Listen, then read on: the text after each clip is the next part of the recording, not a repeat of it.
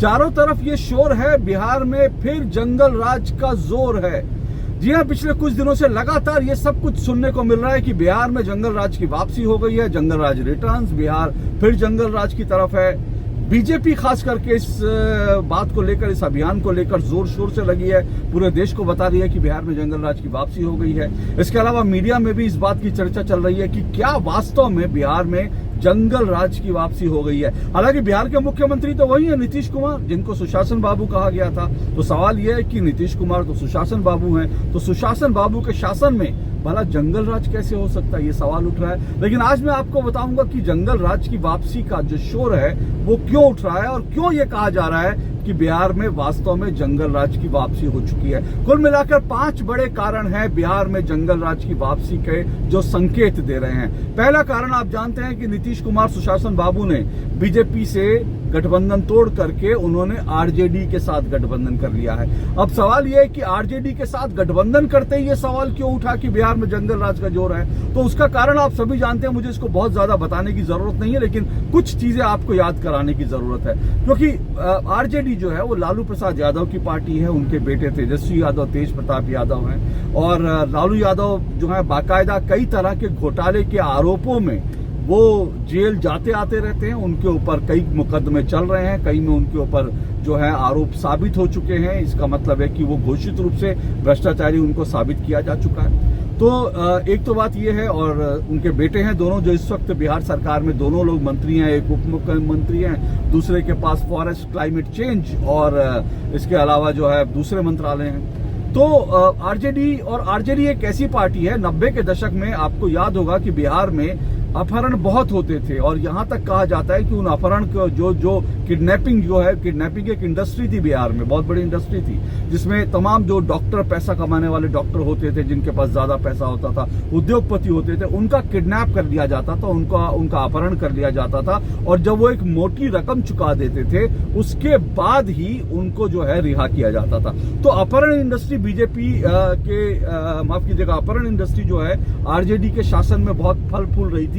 इस तरह के जो है सब लोग जानते हैं, इसको लेकर बहुत चर्चा हो चुकी है, यहाँ तक कि बॉलीवुड में बिहार को लेकर अपहरण नाम से एक फिल्म भी बनी थी। इस तरह की कई फिल्में बनी थी, और उस वक्त किस तरह से माहौल था इसको लेकर कहते हैं कि जब किसी का अपहरण हो जाता था, कोई किडनैप हो जाता था, तो उसको रैंसम का पैसा चुकाना ही पड़ता था, क्योंकि दरअसल उस वक्त आरजेडी की जो सरकार थी, उस सरकार के जो मुखिया से लेकर जो मंत्री सब थे, उन सब के पास ये बताया जाता है कि अपहरण के साथ जो रैंसम की मनी थी उसका पैसा उनके पास जाता था और उनकी हिस्सेदारी होती थी। इसलिए इस पूरी इंडस्ट्री को लेकर कोई सवाल नहीं उठा सकता था, कोई कानून व्यवस्था को सुधारने की बात नहीं कर सकता था।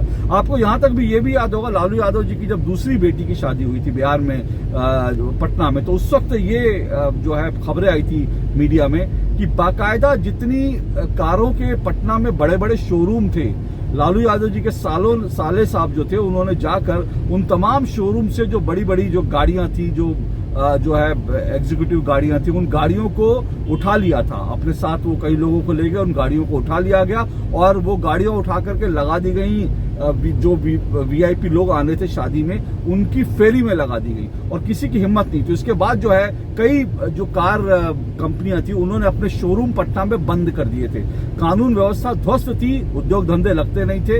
ये 90 के बाद जो बिहार में हुआ उसको लेकर के जो है ये सभी लोग जानते हैं, और इसीलिए उस आरजेडी के साथ और इस पूरे शासन को, जो लालू यादव का शासन था, आरजेडी का शासन था, खुद सुशासन बाबू यानी नीतीश कुमार इसको जंगल राज कहते रहे हैं। और उन्होंने साफ तौर पर कहा कि इस तरह की वो कहते थे कि मैं इस तरह का करप्शन और इस तरह का जो गुंडागर्दी वो बर्दाश्त नहीं करूंगा। तो जिसको वो खुद गुंडाराज कहते थे, जिस पार्टी की सरकार को गुंडाराज कहते थे, उस पार्टी के साथ उन्होंने सरकार बना ली, आरजेडी के साथ सरकार बना ली है। और इसीलिए लगातार ये कहा जा रहा है कि बिहार में गुंडाराज की वापसी हो गई है, पहला कारण। दूसरा कारण, अब देखिए सरकार तो आपने बना ली आरजेडी के साथ, और सवाल उठता है कि भाई अगर आरजेडी का इतिहास अगर ऐसा रहा है तो ये जरूरी थोड़ी है कि जिस पार्टी का जो इतिहास रहा था वो पार्टी अभी भी वैसी ही होगी। क्या बदल नहीं सकती? बदलती हैं, पार्टियां बदलती हैं, इंसान बदलते हैं, तो क्या आरजेडी भी बदल सकती? आरजेडी का नया चेहरा नहीं हो सकता? बिल्कुल हो सकता है। लेकिन बड़ी बात क्या है, जो दूसरा कारण है वो क्या है कि आरजेडी ने के साथ मिलकर नीतीश बाबू ने जो सरकार बनाई है, ADR, association for democratic reform नाम की एक संस्था है जो लगातार चुनावी हलफनामे जो नेताओं के होते हैं उसके आधार पर वो रिपोर्ट तैयार करती है। एडीआर की रिपोर्ट ये कहती है कि बिहार में जो मंत्रिमंडल का गठन हुआ है, उस मंत्रिमंडल के बुधवार को जो मंत्रिमंडल का गठन हुआ, उस मंत्रिमंडल में बिहार के नीतीश कुमार बाबू के मंत्रिमंडल में 73%, 73% जो मंत्री हैं वो क्रिमिनल बैकग्राउंड के हैं। 73% मंत्री क्रिमिनल बैकग्राउंड के हैं। ये दूसरा बड़ा कारण है। और देखिए ना कि ये 73% बहुत बड़ा आंकड़ा होता है। और कई लोग ये सवाल उठा रहे हैं कि आरजेडी के कुल मिलाकर जो है 79 उनके विधायक हैं। 79 में से जो 16 विधायक बनाए गए उनमें से मैक्सिमम जो हैं उनके ऊपर बहुत गंभीर आरोप हैं। तो क्या आपको ऐसे ही लोग मिले मंत्री बनाने के लिए? आखिर आरजेडी में भी अच्छे लोग थे, तो उनको क्यों मंत्री नहीं बनाया गया? तो ये दूसरा कारण है। जब अपराधियों को मंत्री बना दिया जाता है, जिसको कहते हैं सैया भय कोतवाल, तो फिर डर काहे का? तो अपराधी अगर मंत्री बन जाएंगे तो इसलिए जो है उसको कहा जाता है जंगल राज की वापसी हो गई है। इसीलिए बिहार में कहा जा रहा है जंगल राज रिटर्न। अब तीसरा कारण, मंत्री भी देखिए कैसे छांट छांट के बनाए हैं, मतलब गजब के मंत्री बनाए हैं। मतलब एक मंत्री जो है कार्तिकेय सिंह, जो एक मंत्री बनाए गए, कानून मंत्री बनाए गए, वो ऐसे एक अपराधी, ऐसे एक अपराध के मामले में है, जुड़े हुए हैं जो अपहरण का एक मामला है, किडनैपिंग का मामला है। तो जो कार्तिकेय सिंह हैं उनको 16 तारीख को अदालत में पेश होना था किडनैपिंग के केस में। हालांकि वो अपना केस खत्म कराने गए थे, अदालत में गए थे। अदालत ने कहा बिल्कुल ये केस खत्म नहीं हो सकता, इसकी जांच होनी चाहिए, इसकी सुनवाई होनी चाहिए। अदालत ने मना कर दिया। 16 तारीख को उन्हें अदालत में पेश होना था, तो उनको वहां अदालत में तलाश किया जा रहा था कि वे अदालत में पेश होंगे और इनका केस मुकदमा जो है उसकी सुनवाई शुरू होगी।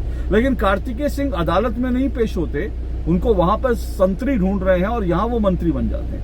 तो जिनको ढूंढ रहे थे संतरी, वो बन जाते हैं कानून मंत्री। ये सुशासन बाबू का राज है, ये नीतीश कुमार का राज है। तो इस तरह से आप सोचिए कि किस किस तरह के चेहरे छांट करके नीतीश कुमार ने अपने मंत्रिमंडल में कैसे कैसे नवरत्नों को जगह दी है।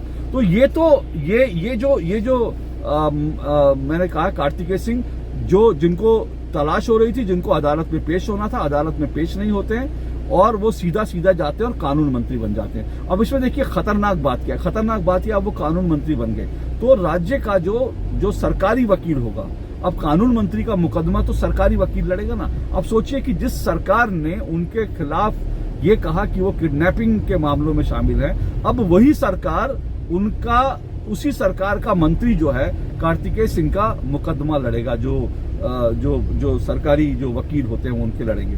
और क्या मुकदमा लड़ा जाएगा, अब आप उसकी कल्पना कर सकते हैं। तो एक तो कार्तिकेय सिंह का मामला। दूसरे मंत्री, एक और मंत्री बनाए गए सुधाकर सिंह, वो कृषि मंत्री बनाए गए हैं। मैं कह रहा हूँ बड़े छाट के उन्होंने नीतीश कुमार ने मंत्री तलाशे हैं। सुधाकर सिंह को कृषि मंत्री बनाया गया और ये सुधाकर सिंह के ऊपर इन्हीं नीतीश कुमार की सरकार ने चावल घोटाले, करोड़ों रुपए के चावल घोटाले का आरोप लगाया था। रामगढ़ नाम का एक थाना है, वहां मुकदमा अभी भी दर्ज है। तो नीतीश कुमार ने उनको ये कहा था कि उन्होंने करोड़ों रुपए का चावल का घोटाला किया। तो जो चावल का घोटाला करता था उसको आपने बना दिया कृषि मंत्री, जो किडनैपिंग करता था उसको आपने बना दिया कानून मंत्री। तो इस तरह से देखिए शिक्षा मंत्री किसको बनाया गया? एक ऐसे व्यक्ति को शिक्षा मंत्री बनाया गया है जो बाकायदा एयरपोर्ट पर जिंदा कारतूस के साथ पकड़ा गया। अब सोचिए क्या कोई एयरपोर्ट पे कारतूस लेके जाता है? कोई जिंदा कारतूस लेके जो है बंदूक की गोलियां लेके जाता है? तो एयरपोर्ट पे जिंदा कारतूस के साथ जो पकड़े गए उनको बना दिया गया शिक्षा मंत्री। तो इस तरह से छाट के उन्होंने मंत्री बनाया। और इससे भी बड़ी दुर्भाग्यपूर्ण बात क्या है, चौथा कारण, ये तो मैंने आपको बताया ना, इससे भी बड़ा जो चौथा और बड़ा दुर्भाग्यपूर्ण बात है वो ये है कि जब नीतीश कुमार से पूछा गया कि भाई आपके कानून मंत्री को तो अदालत में पेश होना था, पुलिस उन्हें वहां तलाश रही है कि अदालत में क्यों नहीं पेश हुए, तो नीतीश कुमार कहते हैं उन्हें कुछ पता। अच्छा, वो कहते हैं अरे मुझे इसके बारे में कोई जानकारी नहीं है। तो सवाल उठता है, सवाल जानकारी किसकी है? देखिए राज्य का जो गृह विभाग है यानी कि पुलिस जो है वो नीतीश कुमार के अंडर में है। और जब भी कोई मंत्रालय, जब भी कोई चीफ मिनिस्टर मंत्री बनाता है मंत्रिमंडल का गठन करता है तो पुलिस उसको सारे मंत्रियों का हिसाब देती है, उनकी सारी पुलिस रिपोर्ट देती है कि उनके ऊपर उनका क्या चाल चलन है, उनके ऊपर क्या मुकदमे, ऐसी सारी रिपोर्ट पुलिस देती है। तो जाहिर सी बात है कि या तो अब इसमें दो बातें हुई होंगी, या तो पुलिस ने गुमराह किया क्योंकि पुलिस पर अब नीतीश कुमार का कंट्रोल नहीं रह गया। सिंपल सी बात है कि पुलिस ने उनको गुमराह किया, बताया नहीं कि ये वही कार्तिकेय सिंह है जिनकी कल तलाश हो रही थी अदालत में पेशी के लिए। एक कारण तो वो हो सकता है। दूसरा कारण हो सकता है कि नीतीश कुमार को पता था लेकिन फिर भी उन्होंने जो कह रहे हैं कि उनको कुछ जानकारी नहीं है। इसका मतलब क्या हुआ? इसका मतलब ये हुआ कि नीतीश कुमार ने वास्तव में आरजेडी लालू यादव के और उनके जो दोनों बेटे हैं तेजस्वी यादव, तेज प्रताप यादव, नीतीश कुमार ने, सुशासन बाबू ने उनके सामने घुटने टेक दिए हैं और पूरी तरह से उन्होंने समर्पण कर दिया है। और ये बहुत खतरनाक बात है क्योंकि नीतीश कुमार के ऊपर इस तरह से क्रिमिनल चार्जेस तो नहीं लगते, वो क्रिमिनल बैकग्राउंड के नहीं है और इसीलिए उनको सुशासन बाबू कहा गया था कि कुछ हद तक तो वो अच्छा शासन चलाया, कुछ साल उन्होंने अच्छा शासन चलाया।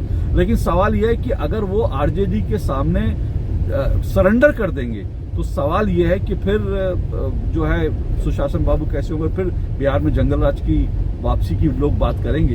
ये जो है चौथा कारण है। और पांचवा कारण क्या है? पांचवा कारण जो है वो ये है कि बिहार में ये सरकार बनते ही जो अपराधी हैं वो अपराधी लगातार खुलेआम जो है वो अपराध कर रहे हैं। एक मामला जिस दिन नीतीश कुमार ने शपथ ली उसी दिन एक मामला बिहार में ये हुआ कि एक पत्रकार को दिन दहाड़े उसको गोली मार दी जाती है। और आज खबर आई है कि एक युवती को दिन दहाड़े बिहार में गोली मार दी गई। तो अपराध हर स्टेट में होते हैं, लेकिन अगर दिन दहाड़े गोलियां मारी जा रही हैं, अपराधी इतने इनका हौसला बढ़ गया है कि वो दिन दहाड़े किसी को भी गोली मार रहे हैं, तो इसका मतलब ये है कि कहीं ना कहीं माफिया राज की वापसी का संकेत मिल रहा है। और एक ये 5 बड़े कारण हैं। और देखिए होता क्या कि जब अपराधी मंत्री बन जाते हैं ना, तो जो उन मंत्रियों के क्योंकि वो आपराधिक पृष्ठभूमि के लोग हैं, उनके साथी, उनके संगी साथी भी ऐसे होंगे जो अपराध मामलों में लिप्त होंगे, तो उनके हौसले बढ़ जाते हैं और उससे क्या है, अपराध जो है वो बढ़ने लगते हैं। तो यही संकट जो है बिहार के सामने है कि बिहार में अब दरअसल क्या होगा अगर आपराधिक पृष्ठभूमि के लोग मंत्री बन गए। आप ये सोचिए कि एक माफिया, जैसे ही नीतीश कुमार शपथ लेते हैं उसके तुरंत बाद जो है एक माफिया जिसके ऊपर बाकायदा हत्या के आरोप हैं और वो जेल में बंद है, वो अचानक से वो बाहर निकल आता है। 2 दिन तक वो खुलेआम घूमते रहता है। जेल से निकल करके एक माफिया खुलेआम एक हत्या का जिसके ऊपर मुकदमा चल रहा है, जेल में बंद है, वो खुलेआम घूमता है। और सिर्फ घूमता नहीं, वो आरजेडी के दफ्तर में भी जाता है क्योंकि वो आरजेडी से उसका संबंध है, वो आरजेडी के दफ्तर में भी जाता है। दूसरी तरफ वो व्यक्ति 2 दिन तक सर्किट हाउस में, जहां सिर्फ सरकारी अधिकारी रुकते हैं, 2 दिन तक वो आदमी सर्किट हाउस में रुकता है, अपने परिवार के बीच जाता है। इसका क्या मायने है? इसका क्या मायने है कि पुलिस ने पूरी तरह से वहां पर सरेंडर कर दिया। पुलिस माफियाओं के ऊपर हाथ डालने में अब डर रही है, कतरा रही है, क्योंकि उनको पता है कि ये जो सरकार है,